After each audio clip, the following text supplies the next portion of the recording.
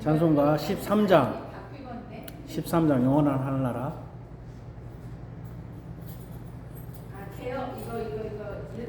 예, 우리 개혁 찬송가 13장 영원한 하늘나라.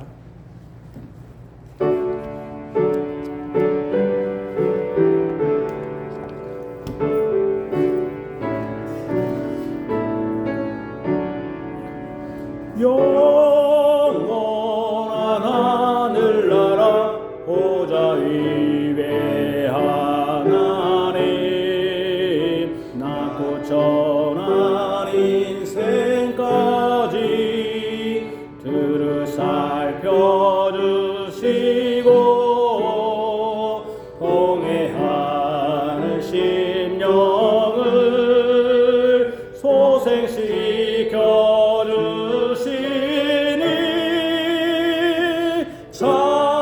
찬양을 받으소서 영광의 주 하나님. 사람 몸 입으시고 찾아오신 예수님 하늘 영광 버리시고 죄인들을 구하려 부끄러운 십자가 우리 위에 지셨네. 영광을 받으소서 구원의 주 하시니 성도를 돌보시고 위로하는 주 성령 우리 맘에 임하시어 진리 알게 하시고 알고하는 심령에 충만하게 하시어 성령케 하옵소서 보혜사 성령이여.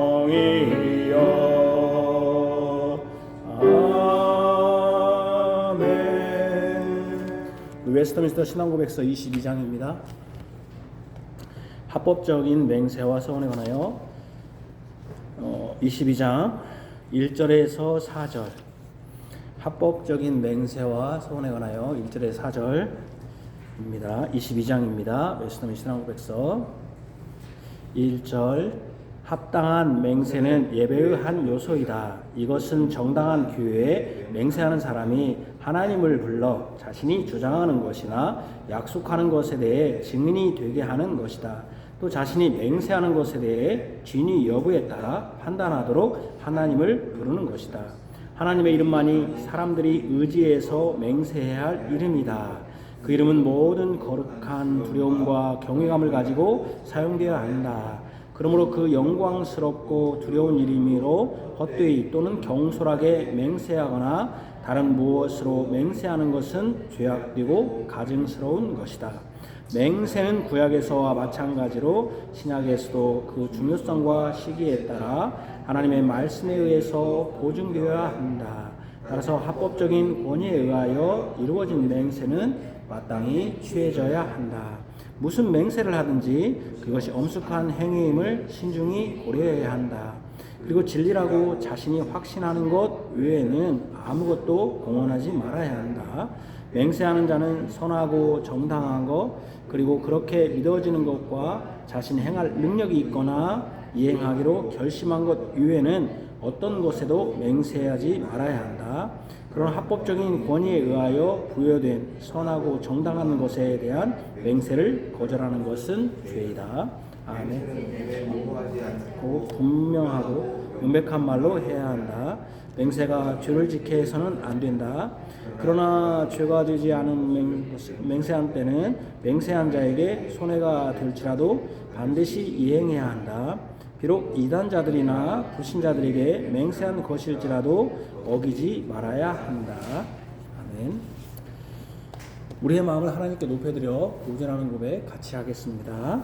내가 산을 향하여 눈을 들리라. 나의 도움이 어디서 옵니까? 나의 도움은 천지를 지으신 여호와에게 있습니다. 아멘. 복신 주님의 인사. 우리의 주 되신 예수 그리스도 이름을 부르는 모든 자들에게 하나님 우리 아버지와 주 예수 그리스도로부터 은혜와 평강이 너에게 있기를 원하노라. 아멘. 우리 시편 찬송가 시편 31편 6절에서 10절입니다. 31편 6절에서 10절.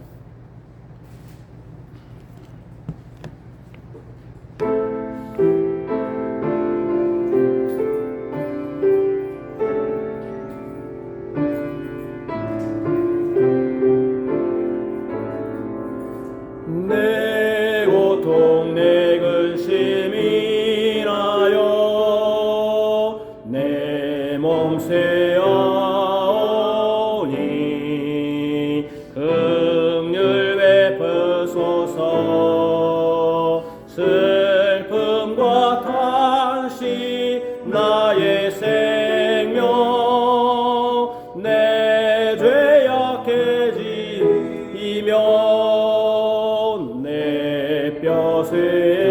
쇠내나이다. 내 대적과 내 이웃에게 심히 욕당하고 내 친구 놀라고 날 보는 자 피했나이다. 나 잊혀진 자 되고 파기와 같나이다. 나 무리 비방들을 오며 사방에 두려움 쌓여 있나이다. 저희가 나를 치려하여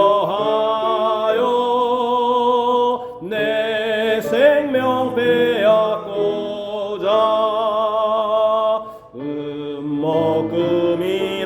음모금이나이다.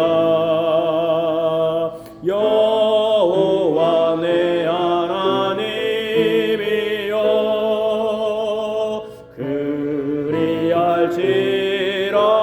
그리할지라도 나 주지 아니.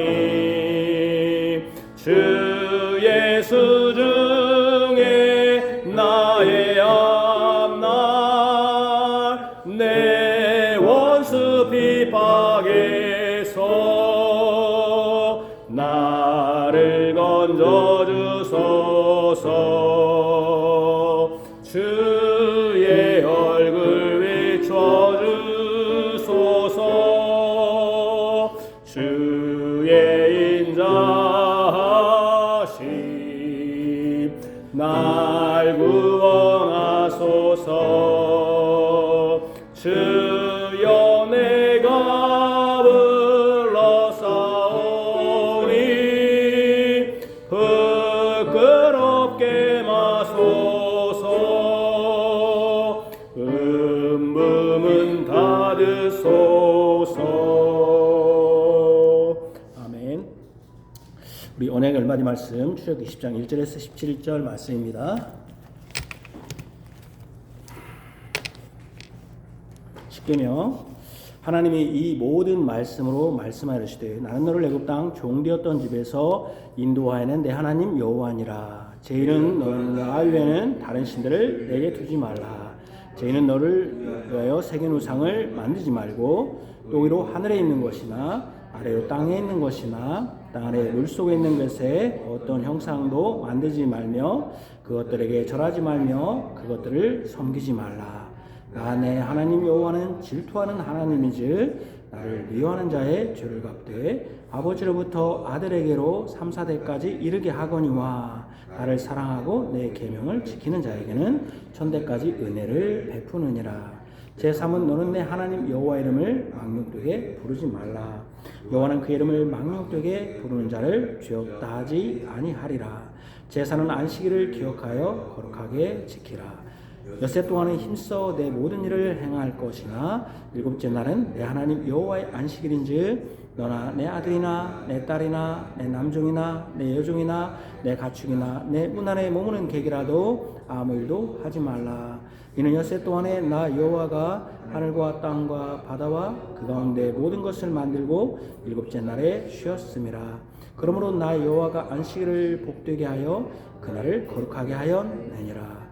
제후는 내 부모를 공경하라. 그리하면 내 하나님 여호와가 내게 준 땅에서 내 생명이 길리라. 제6은 살인하지 말라. 제7은 간음하지 말라. 제8은 도둑질하지 말라. 제9는 내 이웃에 대하여 거짓 증거하지 말라. 제10은 내 이웃의 집을 탐내지 말라. 내 이웃의 아내나 그의 남종이나 그의 여종이나 그의 소나 그의 낙이나 무릇 내 이웃의 소유를 탐내지 말라. 아멘. 기도하겠습니다. 하나님 아버지, 하나님의 섭리와 질서 가운데 이제 겨울이 지나고 봄이 되었습니다. 하나님의 질서는 항상 이렇게 변함이 없이 진행됩니다. 주님의 약속하신 것도 변함이 없이 분명히 이루어졌고 또 이루어질 것입니다. 우리 구주 예수 그리스도께서 다시 오심으로 영원한 하나님 나라는 반드시 이루어질 것입니다. 그때까지 우리는 이 땅에서 나그네와 외국인으로 삽니다. 때로는 우리가 애통 슬퍼하기도 하고 때로는 박해를 받기도 합니다. 영적 싸움에서 또 우리가 여러 가지 곤란을 겪기도 합니다. 반대로 우리가 하나님의 언약 백성임에도 불구하고 언약을 버리고 가룟 유다와 같이 또는 가인과 에서와 같이 또 이스마엘과 같이 전혀 하나님을 대적하는 길로 갈 때도 있습니다.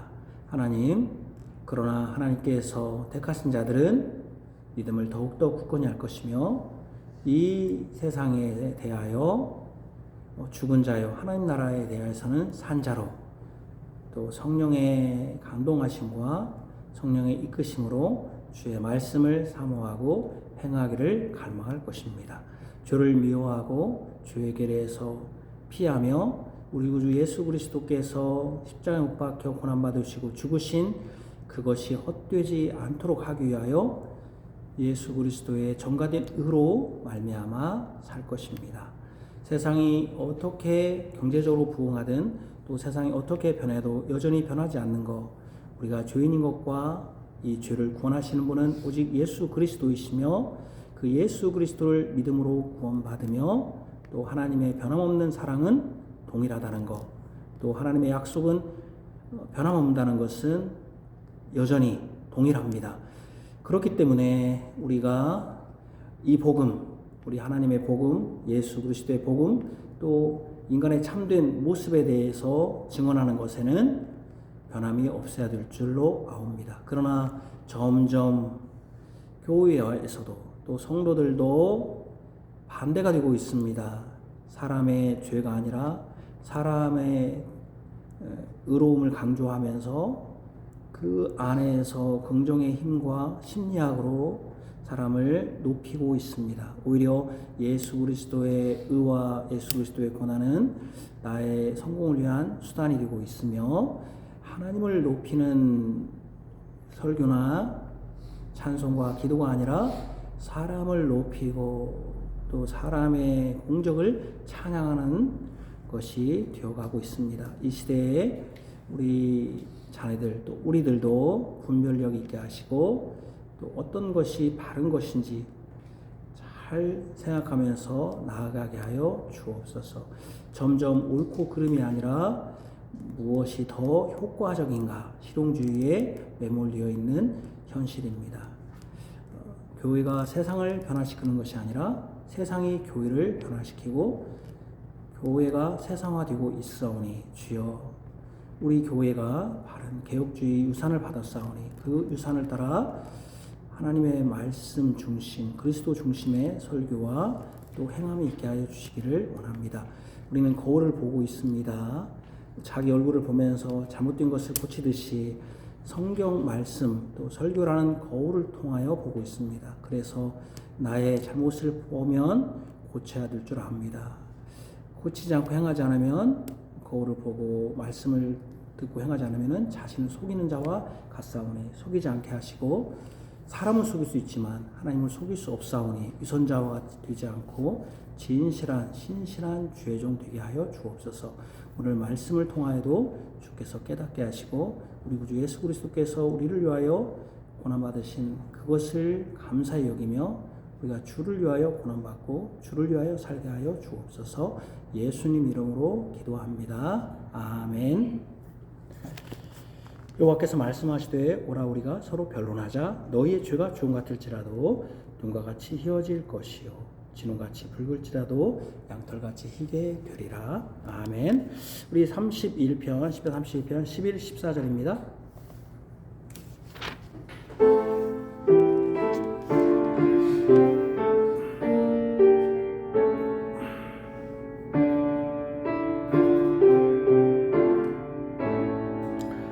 주를 경외하는 자 위에 쌓으신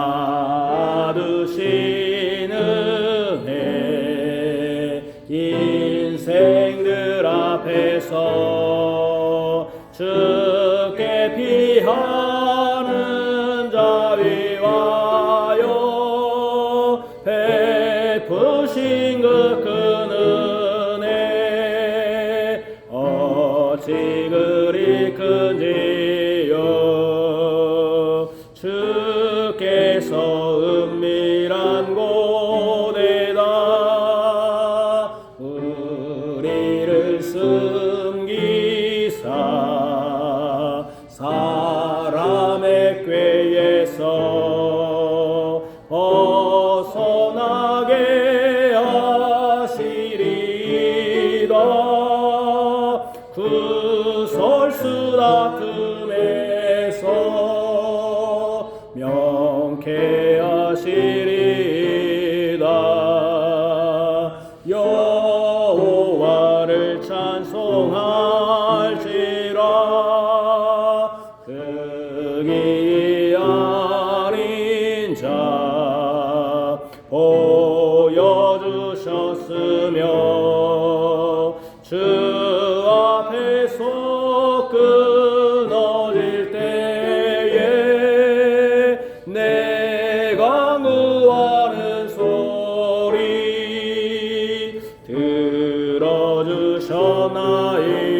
들어주셨나이다. 성도 여주를 사랑하라. 신실한 자들을 보호해 주시고 교만한 자 벌하시도다. 강하고 담대하라. 주 바라는 너희여. 아멘. 이 하나님의 말씀은 마태복음 26장입니다. 마태복음 26장 69절에서 75절입니다.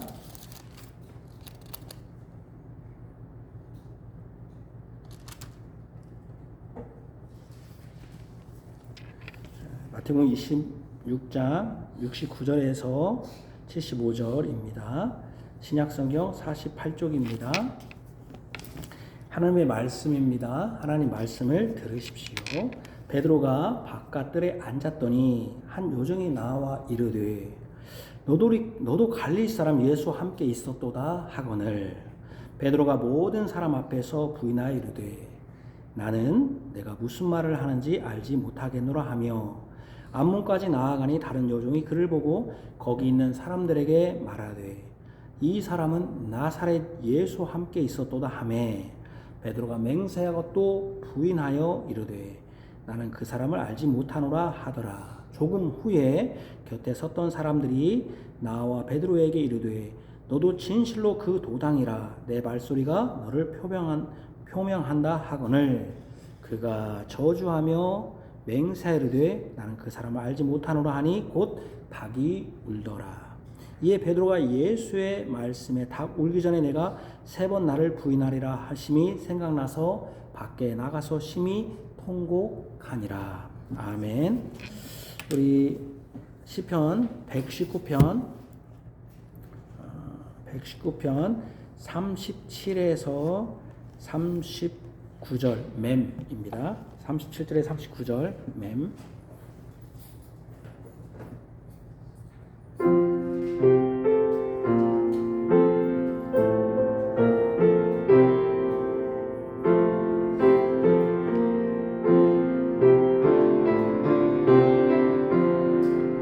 주의 법 너무 사랑함으로 내가 온종일 묵상하나이다.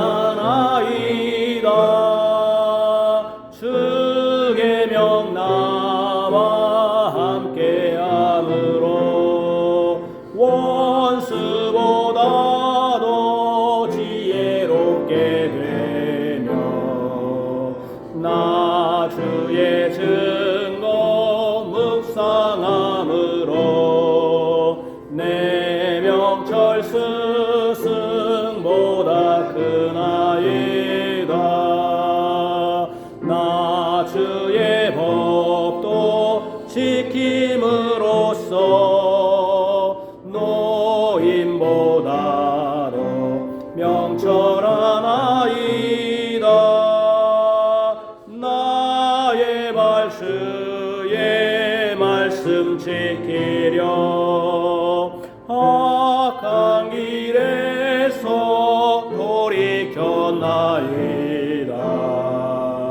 주님의 규례 가르침으로 나 거역하지 아니하리이다. 여호와 나의 하나님이여 주 은혜 언약 얼마나 단지요. 글송이보다 더하나이다. 주 법도 인해 나 명철함으로 거짓된 길은 무엇이든지 다 미워하며 버리겠나이다. 아멘.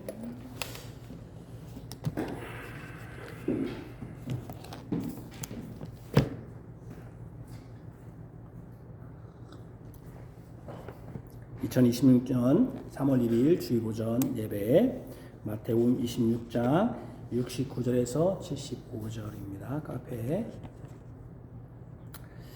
우리 구주 예수 그리스도의 사랑을 받는 성도 여러분, 예수님은 베드로에게 오늘 밤 닭 울기 전에 네가 3번 나를 부인하리라 라고 미리 알려주셨습니다.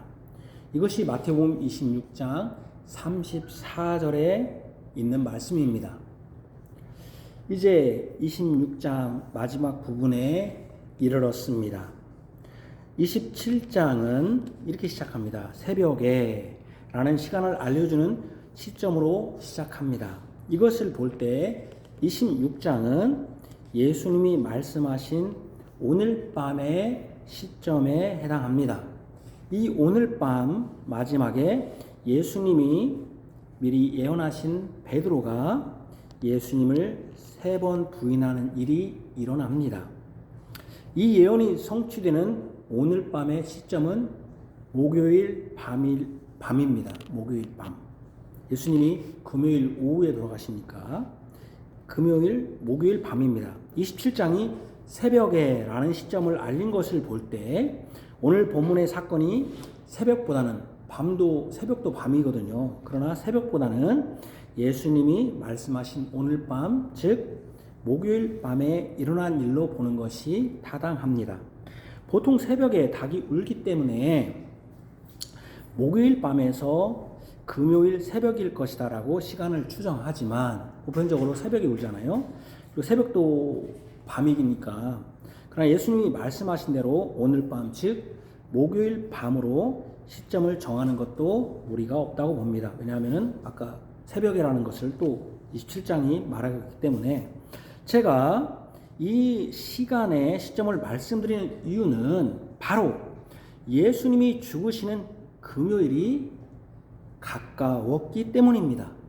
또 중요한 것이 이 시점을 기다린 것은 예수님만이 아니기 때문입니다. 제가 시점을 말씀드린 이유가 그것입니다. 예수님이 죽으시는 금요일이 가까웠고 또 이 금요일을 기다리는 분이 예수님뿐이 아니라 다른 분도 있다는, 다른 사람도 있다는 거죠. 다른 존재도. 예수님이 이 땅에 오신 목적이 그의 택한 백성들의 죄를 용서해 주시기 위함입니다. 이를 위해 고난을 받으신 것이고 그 고난의 정점이 바로 내일 금요일 십자가에 못 박혀 죽으시는 것입니다. 지금 목요일 밤은 예수님에게 있어 내일 금요일 절정으로 향하는 고난의 시간입니다. 예수님은 이 날을 고대하셨습니다. 반대로 이 날을 학수고대한 존재가 있습니다. 그가 누구입니까? 베드로입니까? 제자들입니까? 아닙니다. 바로 사탄입니다. 사탄도 이 날만을 기다렸습니다. 여자의 후손으로 오실 분을 제거하기 위해서 처음 가인이 아벨을 죽인 일을 시작으로 수없이 많은 기회에 여자의 후손으로 오실 메시아를 못 오게 하기 위한 부단한 노력을 사단은 했습니다. 그럼에도 여자의 후손으로 예수님이 오셨습니다. 그를 제거하는 것이 사단의 임무이고 그것이 바로 내일 눈앞에 다가왔습니다. 그러니 지금 주인공은 누구입니까? 바로 예수님과 사탄, 여자의 후손과 뱀의 후손입니다. 이것은 단순한 교통사고 같은 사고로 싸움이 벌어지거나 갑자기 예상하지 못하죠. 교통사고 같은 경우는 예상하지 못한 교통사고 같은 사고로 싸움이 벌어지거나 우연히 어깨가 부딪혀서 다툼이 시작되어 죽음에 이르게 된 우발적이거나 사소한 일에서 시작된 싸움이 아닙니다. 이것은 예수님이나 사탄이나 철저히 준비하고 싸우는 전쟁입니다. 오늘 본문이 시편 55편과 관련이 있기 때문에 시편 55편은 이 표현을 그대로 사용합니다. 시편 55편 18절에 나를 대적하는 자 많더니 나를 치는 전쟁에서 내가 내 생명을 구원하사 평안하게 하소서. 여기 전쟁이라는 표현을 씁니다. 나를 대적하는 자 많더니 나를 치는 전쟁에서 전쟁. 그러니까 예수님을 치는 대적하는 자가 지금 절정에 달합니다. 내일 죽으니까 절정이죠. 전쟁에서 마지막 전투 싸움에 모든 포화를 다 하듯이 지금 예수님은 영적 전쟁을 하는 중입니다. 사탄과의 치열한 다툼 정도가 아니라 사탄의 나라와 하나님의 나라, 사단과 예수님, 뱀의 후손과 여자의 후손, 옛밤과 예수님과의 전쟁입니다. 그 전쟁의 절정이 내일 금요일 십자가에 못 박히는 것입니다. 그렇다면 오늘 밤은 전쟁이 멈춘 것입니까? 지금 예수님의 모든 이 땅에서의 시간이 고난의 시간이지만 특별히 마지막 일주일은 고난의 정점입니다. 그런데 오늘 밤은 예수님의 고난이 멈춰 있을 것입니까? 그리고 예수님이 주인공에서 빠지는 날입니까? 오늘 밤이? 그러니 이 사건의 주인공은 지금 오늘 읽은 본문의 주인공은 누구여야 합니까? 베드로입니까? 아닙니다. 예수님입니다. 그런데 현실은 어떻습니까? 우리 강단의 그 예배의 현실, 설교의 현실, 또 여러분들이 이 본문을 읽었을 때 가지는 주인공, 그 생각은 어떻습니까? 현실은 어떻습니까? 제가 요즘 유행하는 챗 GPT에게 이렇게 질문을 했습니다. 이걸 챗 GPT를 썼다가 제가 찌울까 말까 고민했는데 오해하지 마십시오. 저는 챗 GPT로 설교를 작성하지는 않습니다. 제가 챗 GPT를 이용하는 것은 성경 구절이 생각 안 났을 때, 성경 구절을 찾는다든지 이럴 때 제가 이 챗 GPT AI라고 하죠. 이거를 이용하지. 저하고는 이 설교가 그 패턴 자체가 다르기 때문에 그 설교 작성이 아니라 이것만 봐도 제가 오늘 3편을 했는데 제 설교가 너무 다르기 때문에 도저히 어떻게 제가 오해하지 마십시오. 저는 전혀 챗 GPT로 설교를 하지 않습니다. 의지에 설교하지 않습니다. 그래서 제가 챗 GPT에게 한번 물어봤어요. 왜냐하면 제가 뻔히 이렇게 할 것이다 생각하고 오늘 설교를 위해서 어떻게 제가 질문했냐면, 베드로가 예수님을 탁 울기 전 3번 부인한 내용을, 오늘 본문이죠, 내용으로 설교 3편을 부탁해 라고 한번 쳐보았습니다. 저는 이미 어떤 내용일까 예상하고 물었습니다.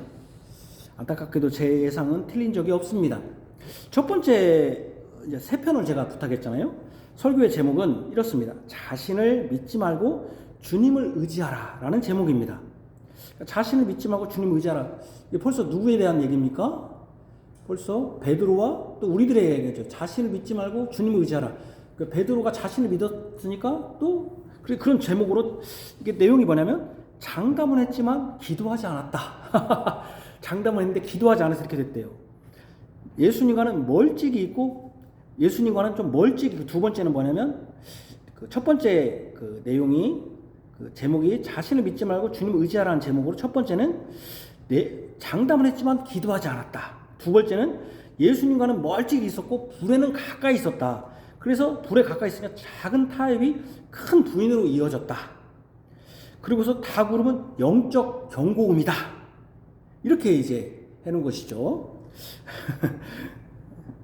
다른 한편의 또 설교를 봤더니 3개를 준비하고 있으니까 닭 울기 전에 흐르는 눈물이라는 제목이에요. 예수님이 베드로를 보시는 것을 통해 정죄가 아니라 여전히 사랑하신다. 통곡은 회개의 시작이다. 실패는 끝이 아니다. 결론 끝이 아니라 은혜의 시작이다. 뭐 이렇게 됐습니다. 또 다른 마지막 한편은 닭 울음에서 새벽 사명으로, 이렇게 제목입니다. 실패를 사명으로 바꾸시는 하나님, 이렇게 나가요. 닭 울음이 끝이 아니라 새벽이다. 결론은 닭 울음은 정죄가 아니라 새벽의 시작이니 사명으로 나아가야 한다.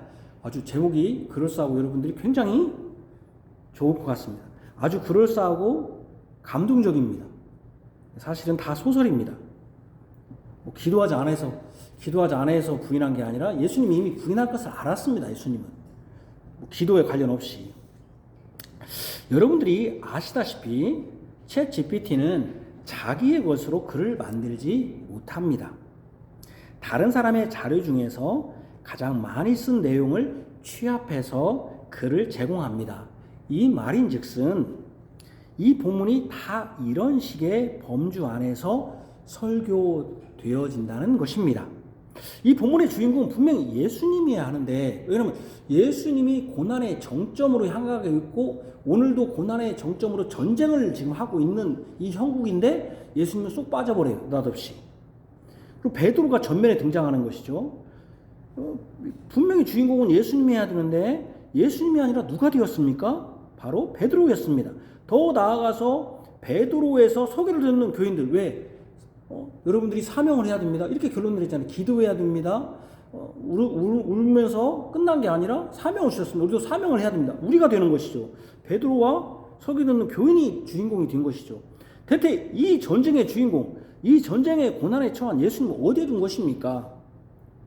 예수님이 분명히 예루살렘에 올라가서 대제사장과 서기관들과 장로들에게 고난을 받고 죽는다고 했는데 이 고난받는다는 내용은 어디가 있습니까? 그리고 지금 내일 죽고 오늘 밤에 지금 아주 중요한 재판이 있고 이럴 때, 중요한 때 지금 여기에 베드로하고 여종들이 나왔다고 그래서 이게 주인공이 베드로인 것입니까? 진실로 이 본문이 예수님 특별히 지금 모든 생의 고난 가운데서도 마지막 일주일의 고난의 절정이신 예수님이 증거되지 않는단 말입니까? 저는 분명히 단언적이고 명확하게 이 본문의 주인공은 예수님이며 예수님의 고난이며 예수님의 말로 다 할 수 없는 어마어마한 고통입니다. 이런 점에서는 다음과 같은 제목과 내용으로 설교하고자 합니다. 예수님의 가까운 동료도 예수님을 배반함으로 예수님이 우리가 받을 고난을 당하셨다. 첫 번째로 예수님에 대한 사탄의 공격은 집요하고 정교하다. 두 번째로 그 공격을 방어해야 할 동료마저도 예수님을 배반한다. 세 번째, 예수님은 우리를 구원하시기 위해서 우리를 대신해 극심한 고난을 당하셨다. 첫 번째, 예수님에 대한 사탄의 공격은 집요하고 정교하다. 사단은 여자의 발꿈치를 칠 것입니다. 사단은 여자의 후손으로 오신 예수님을 제거하려 부단한 노력을 했습니다. 그것이 구약에서 보여지는 어린아이들과 유대인들의 말살하려 하는 음모와 술수의 원인입니다. 그럼에도 예수님은 여자의 후손으로 이 땅에 오셨습니다. 이는 곧 사단에게는 전략의 수정을 요구합니다. 어차피 예수님이 이 땅에 오셔서 죽으신다면 그 죽음의 의미를 왜곡하는 것입니다. 주시는 예수님에 대해서 먼저 거짓으로 만들어 사람들을 속게 합니다. 그것이 마태복음 26장 57에서 68절의 내용입니다. 지난번 예수님이 그리스도로 죽는 것이 아니라는 것이죠. 그리스도 왕으로 죽는 것이 아니라는 것이죠. 그리스도 선지자로 죽는 것이 아니라는 것입니다. 이것이 지난주에 설교한 내용입니다. 이셨다면 우리 카페를 통해서 다시 읽기를 바랍니다. 사단은 이제 예수님이 행하신 일과 예수님의 정체성에 대해서 부정하고 왜곡하기를 원합니다. 바로 예수님의 행하신 일과 정체성, 이것이 지금 오늘 이 사건과 관련됩니다. 사단은 진리가 없기 때문에 그가 할 수 있는 일은 거짓으로 속이고 진리를 비틀어 왜곡하는 것입니다. 이것이 처음에 그리스도에 대한 것, 그 대제사장들이 그리스도에 대한 것이었고, 지난주에 한 것처럼 이제는 베드로를 들어 예수님을 부인하도록 한 것입니다. 단순히 예수님을 부인했다고 하면 이는 수박 거달기식으로 설명하는 것입니다. 그러니까 예수님이 지금 베드로가 부인했다는 것도 중요하지만 그 부인한 내용이 뭐냐는 게 더 중요해요. 내용이. 부인한 것만 보지 말고. 사단은 그렇게 단순하지 않습니다. 아주 정교하고 집요합니다. 지금으로 말하면 미국이 이란을 타겟으로 했을 때 누군가 초기 지도자를 죽였다고 하잖아요. 거기를 정확히 미사일이 들어가 쏘듯이 사단은 아주 집요하고 정교하게 예수님을 공격합니다. 단순하지 않아요. 사단은 예수님을 공격하고 위험에 빠뜨리기 위해서 거짓이라는 무기로 공격할 때 그렇게 단순하게 호락호락하게 하지 않습니다. 매우 정밀하고 오랜 기간 준비한, 왜냐하면 지금 사단도 이날만을 기다렸거든요. 오랜 기간 준비한 상태에서 예수님과 전쟁을 하는 것입니다. 자, 이제 본문이 어떤 식으로 전개되는지 간단하게 정리해 봅시다. 예수님을 어떻게 수식하고 또 그에 대해서 베드로의 부인 방식에 대한 것입니다. 어떻게 한번 봅시다. 첫 번째는 예수님을 이렇게 말합니다. 한 여종이 갈릴리 사람 예수와 함께 있었다. 네가 갈릴리 사람. 첫 번째 베드로의 부인은 태도는 부인하여 내가 무슨 말 하는지 알지 못하겠다. 이렇게 합니다. 두 번째 또 물어봅니다. 또 여종이 네가 나사렛 예수와 함께 있었다. 그럽니다. 그랬더니 베드로가 이렇게 대답합니다. 맹세하고 또 부인합니다. 부인하여 나는 그 사람을 알지 못한다 그랬습니다. 세 번째도 이렇게 물어봅니다. 너는 그 도당이라 내 말소리가 너를 포병한다 이랬습니다. 그랬더니 베드로가 이런 태도를 취합니다. 저주하며 맹세하여 나는 그 사람을 알지 못하노라. 먼저 확인할 것이 있습니다. 베드로에게 지금 질문하는 사람은 누군가 할 때 성경은 여종이라고 합니다. 여종. 첫 번째 질문과 두 번째 질문은 분명히 여종이라고 명시되어야 합니다. 여종이. 근데 세 번째 질문은 한 사람은 여종이라고 하지 않고 뭐라고 표현했냐면 곁에 섰던 사람들이라고 합니다. 그러니까 어떤 한 사람을 특정하지 않고 곁에 섰던 사람. 그러니까 여종은 영어로 servant girl이라고 했는데 여기 girl이라는 표현이 뭡니까? 아직 결혼하지 않은 청소년 10세에서 18세를 girl이라고 합니다. 그리고 18세, 20세 이상은 18세 이상 성인들, 보편적으로 20세 이상은 woman이라고 말합니다. 그러니까 girl이죠. 그리고 그 사람들이 청소년입니다. 곁에 섰던 사람들, bystanders, 옆에 섰던 사람들은 구경꾼 같은 사람들입니다. 이것을 왜 지적하느냐 하면은 예수님에 대해서 여자, 그것도 소녀까지 다 하는, 그것도 여종, 여종은 뭡니까? 어떤 존재, 사람에 대해서 말할 수 없는 위치죠. 종은 어떤 어른들이 어떤 주인이 얘기하는 것에 끼어들지 못하는 존재가 종 아닙니까? 근데 여자, 그것도 소년입니다. 소녀까지 다 아는 사실이에요. 예수에 대해서. 예수가 갈릴리 사람이다. 예수가 나사렛 사람이다라는 것을 소년까지 다 아는 사람이에요. 거기다 대고 구경꾼은 별 관심이 없는 사람들도 다 아는 사실이야. 예수가 어떤 사람이라는 거. 아는 사실인데도 불구하고 베드로는 예수님을 모른다고 했다는 것입니다. 이를 통해서 성경은 베드로가 지금 예수를 부인한 것이 단순한 실수나 건망증이 아니라 베드로의 의지의 반영이라는 거예요. 의지의 반영. 그러니까 아이들도 알고 그것도 되고 그 소녀도 알고 그 지나가는 구경꾼도 알고 있는 이 사실마저도 베드로가 모른다고 했다는 것은 베드로의 어떤 단순한 기억 상실 또는 약간의 나는 어떤 회피하고자 하는 두려움에서 회피가 아니라 의지의 반영이라는 거예요. 어떤 의지의 반영? 모든 사람이 아는 것을 베드로가 모른다. 이것은 예수님에 대한 단순한 거부나 부인이나 어떤 그 공포에서 벗어나고자 하는 회피가 아니라 예수님을 대적하고 배반하는 적극적인 의지의 표명이라는 것입니다. 적극적인 의지의 표명. 이 위험한 상황을 벗어나기 위한 임기응변의 처세술이 아니라 적극적으로 대적하고 반역하는 행위를 한 것이다. 이런 것이 첫 번째로 우리가 알 수 있습니다.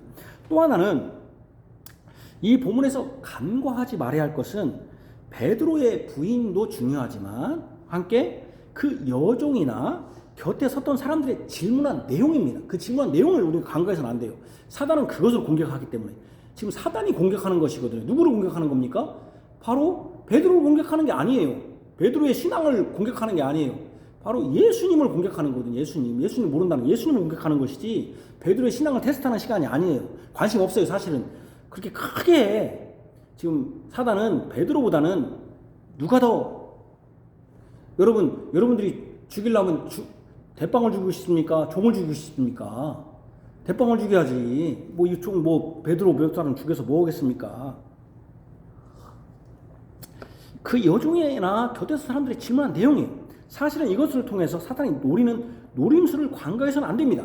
첫 번째는 갈릴리 사람 예수와 함께 있었도다 그랬습니다. 갈릴리 사람. 두 번째는 이 사람은 나사렛 예수와 함께 있었다. 나사렛 예수입니다. 세 번째는 그 도당이라 내 말소리가 너를 표명한다고 했는데 이렇게 표현했어요. 너 그 도당이다. 그 도당이다 하니까 꼭 그 도를 들은 사람이다. 이렇게 되는데 원문을 보면 도당이라는 표현이 없습니다. 그런 표현이. 도당이라는 표현이 없어요. 세 번째 곁에 있던 사람들의 질문의 토를 원문을 보면 이해할 수 있는데 원문을 제가 읽으면 원문 제가 써놨죠.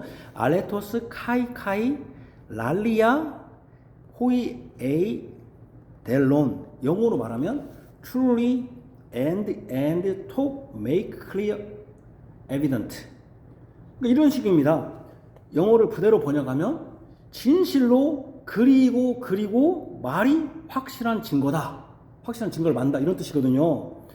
그러니까 truly and 여러분 and에는 뭐가 있어야 됩니까? 사실은 뭔가 사실 있고 사실은 무엇인데 그리고 무엇이고 그리고 이렇게 가야 되는데 없어요. 그냥 truly and talk이에요.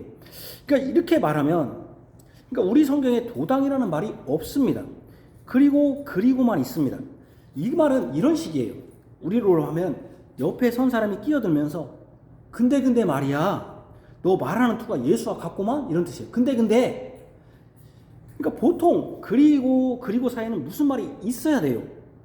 야 맞아 갈릴리 사람이고 나사렛 예수고 그 다음에 너 말하는 것이 이렇게 가야 돼요. 근데 and 사이에 아무것도 없어요.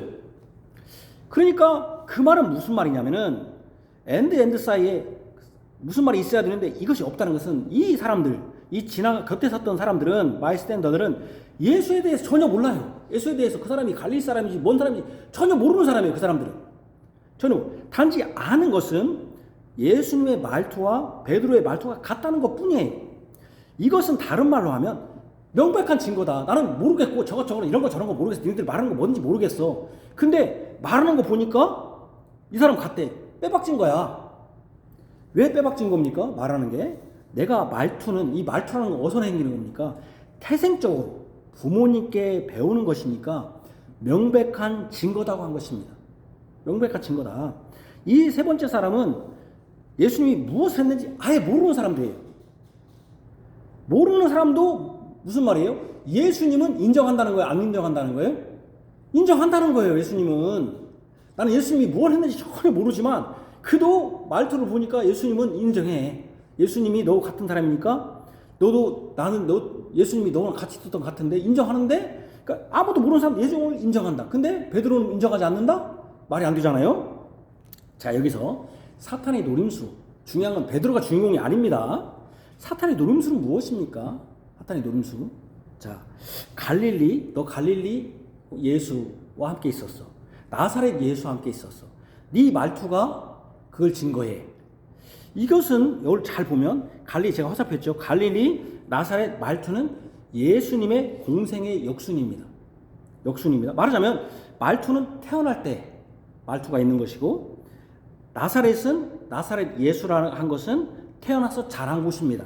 갈릴리는 예수님의 사역이 시작하시고 제자들을 부른 곳입니다. 갈릴리는 예수님이 사역 시작과 제자들을 부른 곳이며 대부분의 사역의 중심지가 갈릴리 호수 근처입니다. 그러니 갈릴리 사람 예수를 부인한다는 것은 무엇을 부인하는 것입니까? 예수님의 공생의 그 3년의 사역을 싹 부정해버리는 것입니다. 갈릴리부터 시작해도 갈릴리에서 하나님 나라가 회개하라, 하나님 나라가 왔다 이렇게 표현했거든요. 그러면 예수님이 공생의 3년을 부정해버리는 거예요. 갈릴리 예수를 부정하는 것은. 그리고 베드로 자신을 부르시고 하나님 나라 복음을 증거하신 모든 사역을 부정하는 거예요. 3년을 다 부정해버려요. 그 나사렛 예수는 또 뭡니까? 예수님이 이 땅에 오셔서 사신 지역 이름입니다. 나사렛은. 그래서 예수님이 나사렛으로 피한 것은 예수님이 태어나신 때에 일어난 일입니다. 그래서 마태복음 처음에 기록되죠. 마태복음 2장 23절. 마태복음 1장에 예수님이 태어나셨고 2장에 나오니까, 그러므로 사탄은 이것을 통해서 무엇을 부정하고 싶은 거예요? 예수님이 이 땅에 나신 것, 이 땅에 오신 것 자체를 부정해버리는 거예요. 이 땅에서 나신 것을 부정해버려요. 나사렛 예수라고. 나사렛 예수는 마태복음 2장에 나오는 것처럼 태어난 것을 보고 그때 사신 걸 보기 때문에 사단은 예수님이 이 땅에 나신 것을 부인하지 않은 거예요. 마지막으로 그럼 말투가 증명한다는 건 뭘 부정하는 것입니까? 말은 뭐하고 관련됩니까? 그가 태어난 민족과 관련됩니다. 민족. 말하자면 한국이라는 지역에 태어났어도 미국 사람은 미국말을 하죠. 영어를 말하죠. 그러죠? 미국 사람들이 한국에 태어났다고 해서 그 애기가 한국말을 하지 않아요. 미국말 가르치지. 땅이 아니라 민족을 말해요. 그러니까 내가 한국 사람이면 내 아들은 무슨 말을 할까요? 별일 없는 한 한국말을 하는 것이죠. 별일 없는 한. 내가 아무리 제가 어렸을 때 그런 얘기를 했습니다. 야, 선생님이 그런 말 하더라고. 중국 사람들은 대단하다고. 왜요? 그랬더니 중국 사람들은 여기 와 또 짜장면집을 해도 중국 말로 한다는 거예요. 한국 사람들은 미국 가면 영어로 한다는 거냐. 중국 애들은 막 중국말로 한다는. 사실은 그 선생님은 아마 미국에 가지 않았을 겁니다. 한국 사람들도 미국 가면 같은 한국 사람이 있으면 한국말로 해요. 왜 한국말로 하겠습니까? 영어는 서툴어요. 아무래도 한국 사람은 한국말이 좋지. 같은 한국말 사람끼리 있으면 한국말로 하지 뭐들 하겠습니까? 마치 한국이라는 지역에서 태어난 한국 사람, 그 민족은 당연히 한국말을 배우고 가르칠 것입니다. 이 말인즉슨 그의 민족과 관련되기에 마지막 말이 증언하고 마지막 그 말투가 그 말투로 안다는 건 무엇을 말하고자 하는 것입니까? 그리고 그걸 부인한다는 것은 바로 예수님의 민족, 그분의 본성적 존재는 것이죠. 그 민족이 예수님 어느 민족이에요? 그러면은 베들레헴 민족도 아니죠. 바로 그 본성적 존재 하나님 됨을 부인하는 거죠. 이 말투라는 것은. 어떤 분은 말투가 갈릴리 사람의 말투다. 그렇다면 만약에 갈릴리 말투라면 처음에 이 말투 갈릴리 사람이다 말투를 그때 했어야 되는데 그때는 말 안 했어요. 끝에만 했단 말이에요. 역순이 되잖아요. 갈릴리, 나사렛, 말투. 말투는 여러분 경상도 사람 경상도 말투 그대로 있습니다. 전라도 제가 수원에서 처음에 그 전도사 사역 할 때 제가 설교하는데 다 웃더라고요. 저는 설교 잘해서 웃는 줄 알았어요. 그게 아니라 들어봤더니 전라도 말 사투리를 너무 많이 쓰니까 재밌다고 말을 재밌다고. 그러니까 이 본성적 존재, 즉 하나님됨을 부인하는 것이죠. 한국 부모가 한국말을 가르치듯이 베드로의 말투가 예수님의 말투와 같다는 것을 문제 삼았다면 예수님의 말은 누구에게 배운 것이냐 할 때 물론 요셉과 마리아에게서 배웠겠으나 근본적으로 그분의 아버지인 성부 하나님에게서 나신 분을 부인하는 것이 되는 것입니다. 사탄의 공격은 이렇게 정교합니다. 그래서 사탄이 노리고 있는 게 뭐예요?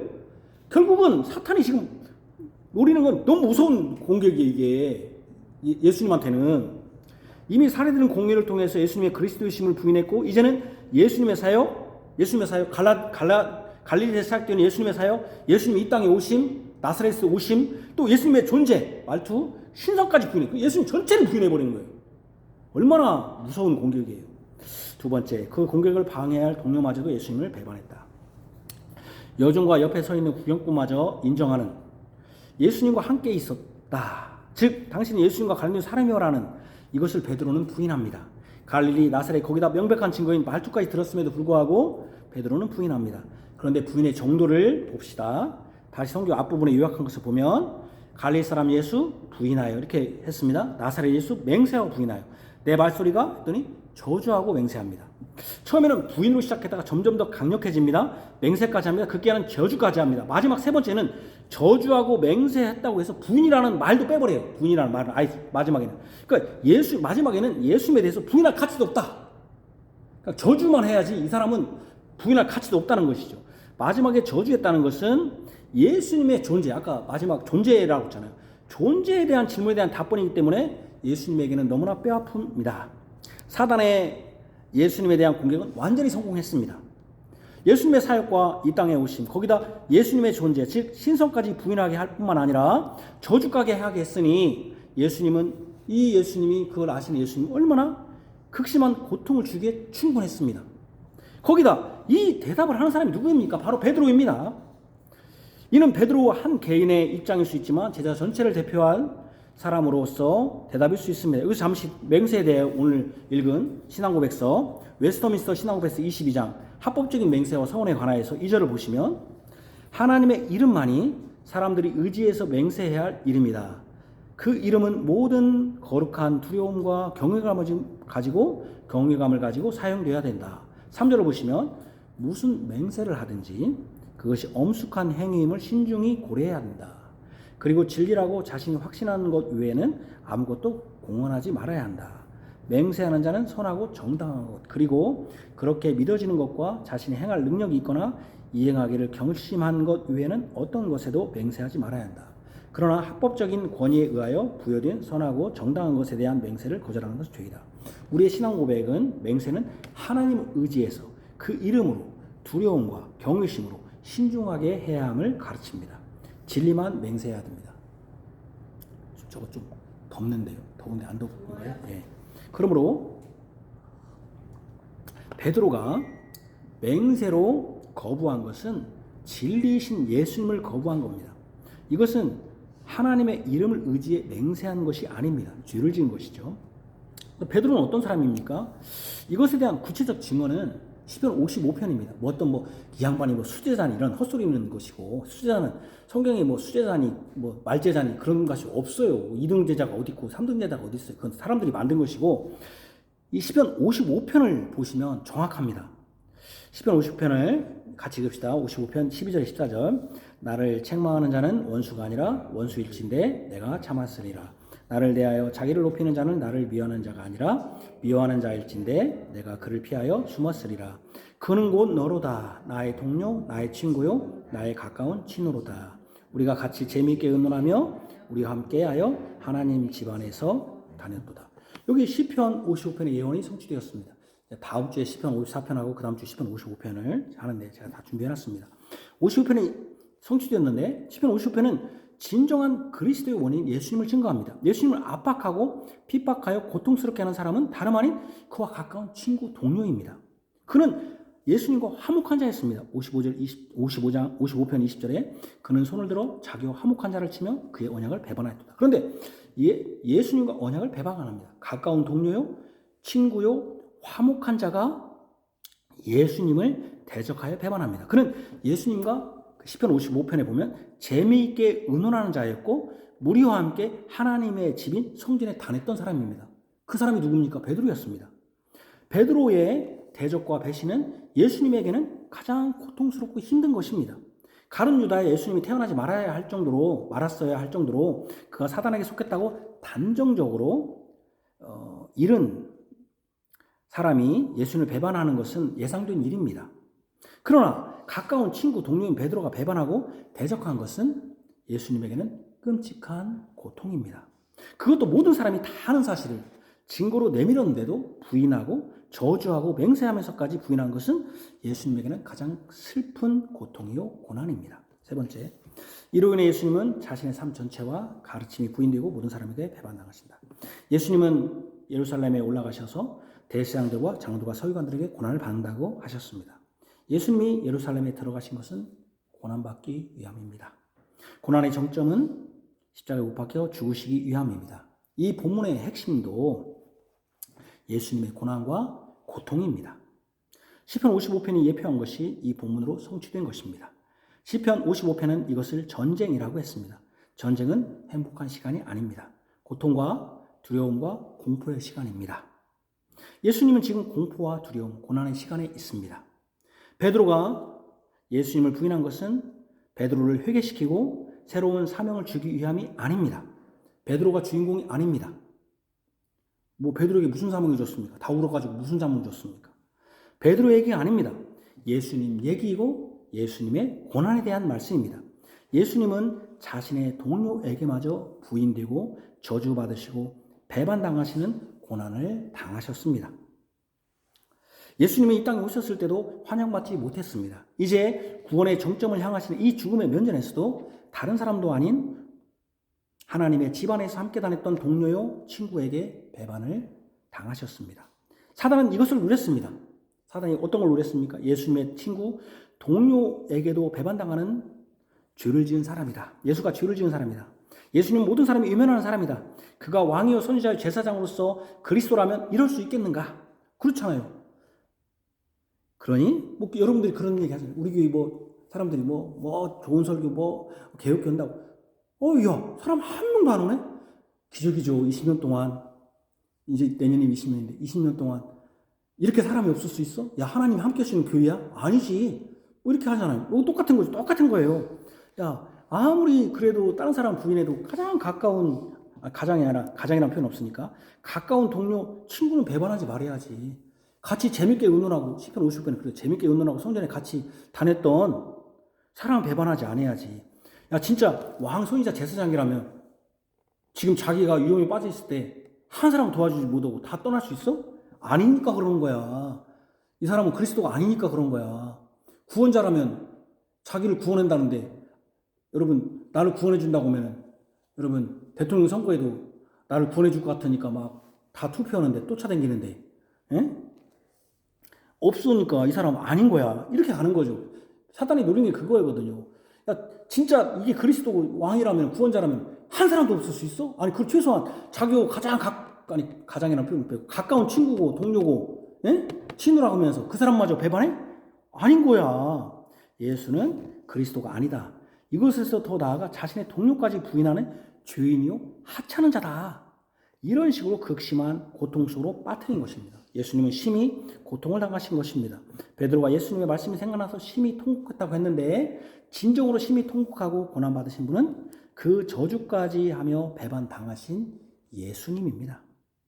예수님은 자신의 삶 전체와 가르침이 부인되었습니다. 예수님의 신성까지도 부인되었습니다. 예수님은 가까운 친구에게까지 부인당하셨습니다. 가까운 동료에게마저 배반당하셨습니다. 이는 모든 사람에게 부인당하셨음을 의미합니다. 가까운 사람마저 부인한다는 것은 이제 더 이상 부인할 사람마저 없다는 완전한 부인이요 배반을 뜻하기 때문입니다. 왜 예수님은 이렇게 예수님이 가까운 친구까지 대적하며 배반당하신 것입니까? 왜 예수님이 이렇게 고난과 고통을 당하신 것입니까? 바로 나를 구원하시기 위함입니다. 내가 받을 죄의 고난과 고통을 대신 받으신 것입니다. 죄의 형벌을 대신 받으신 것입니다. 그럼에도 예수님은 베드로에게 즉각적으로 반응하지 않았습니다. 잠잠하셨습니다. 인내하셨습니다. 모든 짐을 다 하나님께 맡겼습니다. 제가 이 표현을 쓰는 것은 시편 50편에 나옵니다. 모든 것을 하나님께 맡겼습니다. 왜 그런 것입니까? 바로 나의 죄에 대한 형벌을 대신 받으심으로 나를 구원하시기 위함입니다. 우리가 받을 고난을, 우리가 받을 배반을, 우리가 받을 대적을 예수님이 친히 받으셨습니다. 우리는 어떻습니까? 예수님을 위해서 무언가 희생을 요구할 때 예수님을 위해서 그 희생에 동참합니까? 거의 그렇지 않습니다. 대부분은 예배 시간에 편하게 앉아있고 찬송하고 기도하고 설교 듣는 것에는 반박하지 않습니다. 더 정확히는 그것은 나에게 큰 해가 없습니다. 그러나 교회가 예수님을 위해서 무엇인가 요구할 때 바로 반응합니다. 자신의 이익에 부합하는지 안 하는지 바로 반응합니다. 나의 행동을 움직이는 것은 나의 이익일 때가 많지 예수님의 이익일 때가 많지 않습니다. 이런 태도는 예수님이 대신 죽으셔서 구원받은 사람의 태도가 아닙니다. 교회의 요구와 성경의 요구에 반응하지 않는 이유는 제각각입니다. 그러나 핵심은 자신의 이익에 부합하느냐 부합하지 않느냐에 달린 것입니다. 이런 사람들이 교회의 중심이 되면 교회는 자라지 않습니다. 예수님의 복음 진리는 가시밭 떨어진 씨처럼 막혀서 자라지 않습니다. 가시밭에 떨어졌을 때 어떻게 했습니까? 자라다가 자기의 이익에 부합되지 않으니까 자라지 않는 것입니다. 예수님이 자신의 이익에 따라 움직였다면 우리의 구원은 없었습니다. 예수님 오직 그를 보내신 성부 하나님의 뜻에 따라 우리를 대신해서 고난을 받으시고 가까운 동료에게마저 배반을 당하셨습니다. 우리를 움직이는 것이 우리의 이익이라면 하나님은 없습니다. 하나님이 불렀다면 하나님의 뜻을 따라 행할 것입니다. 진정으로 우리는 예수님의 고난을 추상적으로 여기면 안 됩니다. 그러나 예수님은 우리를 위해서 대신 고난받는 것이 그를 보내신 성부 하나님의 뜻이었기에 잠잠히 고난을 받으셨습니다. 성부 하나님의 작정 안에서 고난을 받으셨습니다. 이 고난은 이 시대에 바른 교회를 세우기 위한 우리에게도 주어진 고난입니다. 우리는 예수님의 고난을 헛되게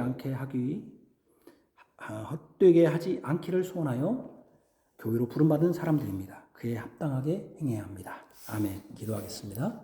하나님 아버지, 우리 구주 예수 그리스도께서는 이제 잡히시기 전에 그가 예언한 대로 가장 가까운 친구, 친우, 동료에게마저도 배반을 당하시고 대적을 당하셨습니다. 예수님이 친히 말씀하신 대로 고난 받기 위하여 예루살렘에 올라가셨는데 이 고난도 너무나 큰 것입니다. 단지 십자가에 못 박히고 것보다도 가까운 사람이 자신을 배반하고 대적할 때 얼마나 큰 고통이겠습니까? 그러나 그 대적은 실제로는 사단이 아주 교묘하고 정교하게 꾸민 일입니다. 이를 통하여 사단은 예수님의 사역과 예수님이 이 땅에 오심과 예수님의 신성까지도 부인하는 그 일을 교묘하게 짰고 그것에 베드로는 그 싸움에서 지고 넘어가게 되었습니다. 베드로가 하나님의 원수의 자리에 선 것입니다. 하나님, 이것은 우리가 영적으로 분별하지 못하기 때문에 그런 것일 수 있고 또 하나는 그만큼 우리가 예수님을 철저히 배반하는 영적으로 완전히 전적으로 부패한 존재라는 것을 깨닫게 됩니다. 그렇기 때문에 예수님이 십자가에 죽으시고 우리를 구원하신 것은 우리의 어떤 공로도 없으며 우리가 어떤 기여한 바도 없다는 것을 또 본문이 가르쳐 줍니다. 오직 예수님의 사랑과 예수님의 은혜와 예수님이 고난받으신 전적인 그 헌신, 희생으로만 우리를 구원한 것입니다. 어떤 사람들처럼 이렇게 했으면 예수님을 도울 수 있다. 만약 그렇게 도왔다면 예수님의 구원은 100%가 아니라 99.9% 또는 90%였을 것입니다. 예수님은 다 외면했습니다. 우리도 그 자리에 가면 부인하지 않을 것처럼 하지만 부인할 것입니다. 다 부인했습니다. 그럼에도 예수님은 우리를 위하여 대신 고난 받으셨습니다. 이제 우리가 그 은혜로 말미암아 하나님의 자녀가 되었고 우리가 죄의 형벌에서 벗어났습니다. 그런데 형벌에서 벗어나니 화장실을 갈 때와 나올 때 다르다고 이제는 내 마음대로 사는 사람들이 많이 있습니다. 교회 안에 있으면서도 하나님의 예수 그리스도의 교회와 예수 그리스도의 나라와 하나님의 대적하고 원수의 자리에 있는 자들이 있습니다. 또 어떤 사람들은 가시떨기에 뿌려진 씨처럼 자라다가도 자기의 이익과 관련된 문제가 발생하면 자라지 않고 예수님을 부인합니다. 그러면서 태연하게 교회 생활을 할 수 있습니다. 종교인이 되는 것입니다. 그런 사람들이 교회는 많을수록 교회는 자라지 않습니다. 우리 교인들이 자신이 지금 언약의 자녀이지만 베드로처럼 하나님의 예수 그리스도의 그 자리에 구원을 받았다고 생각하면서 그 자리에 있지 않는가. 우리가 사단의 그 노림수에 지금도 여전히 그 미끼에 걸려들어서 그 사단의 그 낚싯줄에 입이 딱 걸려서 행동하지 않는가 생각하면서 우리 자신이 하나님의 뜻 안에서 하나님의 뜻을 전적으로 이룰 수 있도록 주의 성령께서 우리를 붙드시고 이끄시며 주의 교회를 이 여러 가지 사단의 공격과 또 위협에서 우리가 말씀으로 이길 수 있도록 주여 힘을 주옵소서. 예수님 이름으로 기도합니다. 아멘. 예. 우리 시편 32편 1절에서 3절입니다.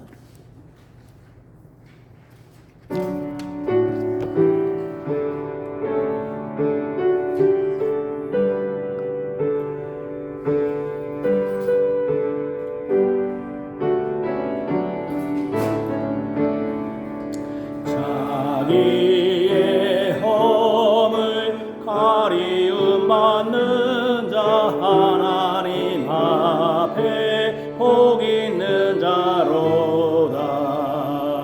자기의 죄를 사함 받는 자 하나님 앞에 복이 있도다.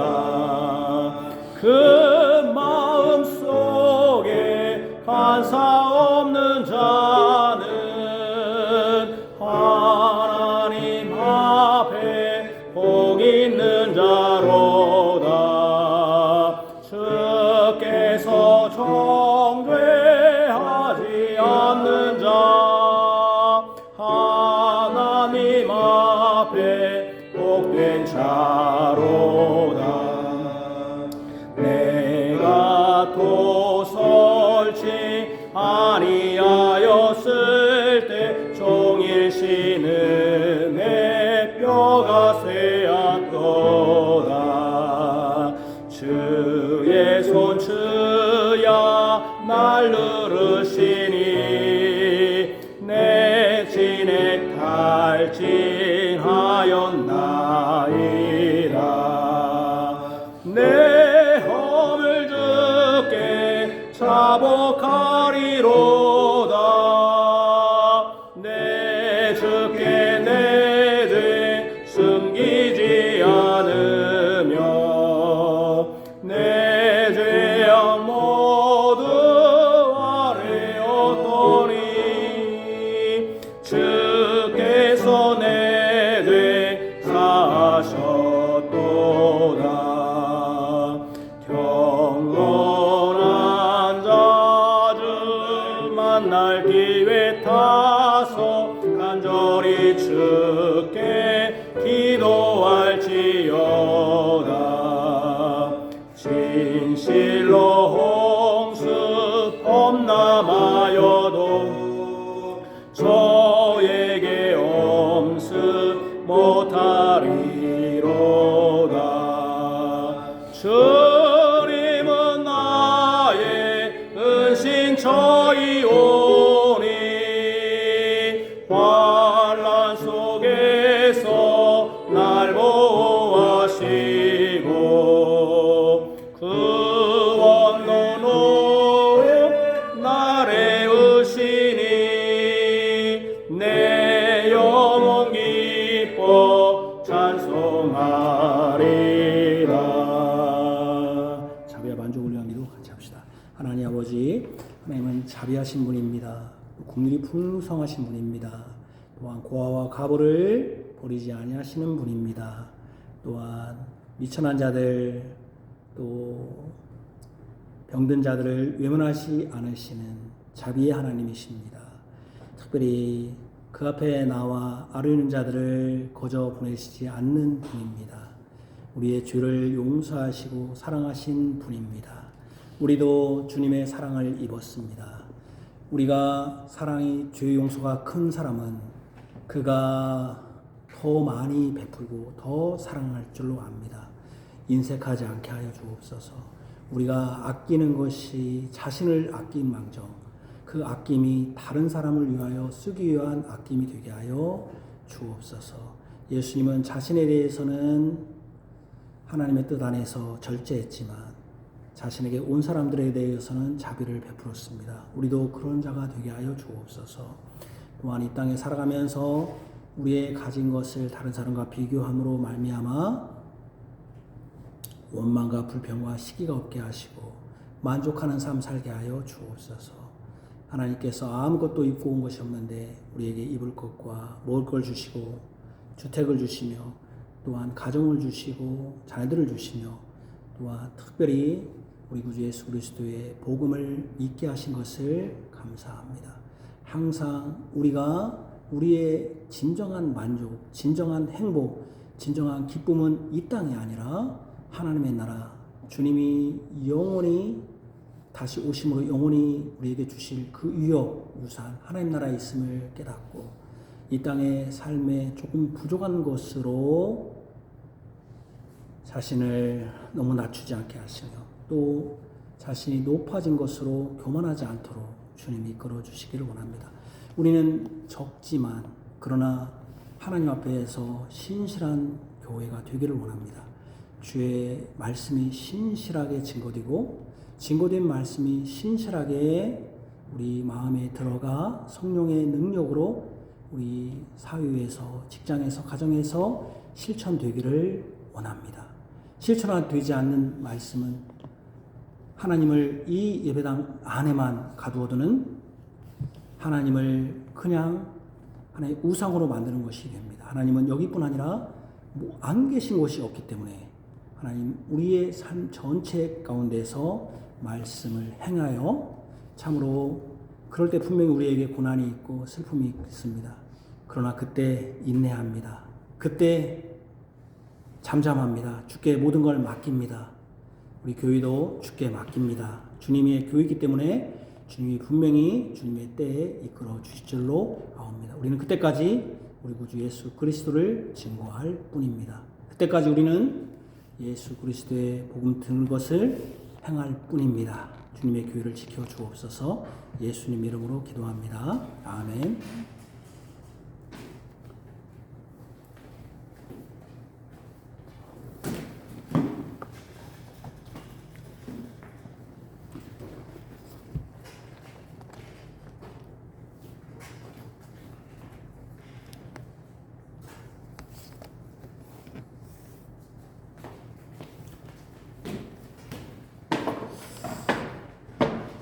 이 예언의 말씀이 있는 자와 그 가운데 기록한 것을 지키는 자는 복이 있나니 때가 가까움이라. 아멘. 우리 시편 찬송가 뒤에 있는 찬송 24장 345쪽입니다. 345쪽 찬송 24장 우리 연약을 감당한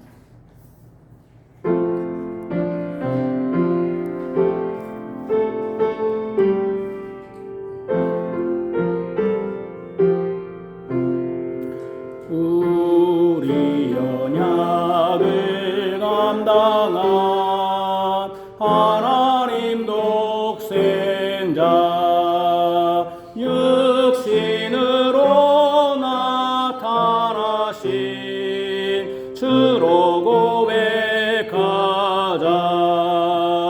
저주와 수치 죽음을 당한 그리스도 성령께서 그 이름을 높게 하셨도다.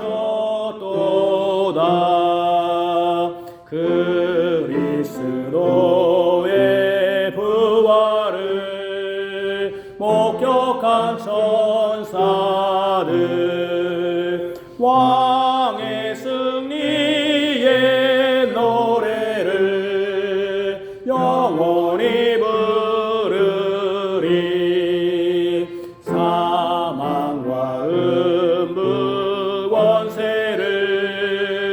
정복하신 예수 유대에서 땅 끝까지 선포된 그 복음 하나님의 택한 자들 악한 세상에서 믿음으로 승리하여 깃발 날리도다. 전쟁에서 승리한 주 예수 그리스도 영광의 보좌 우편에 좌정하셨도다.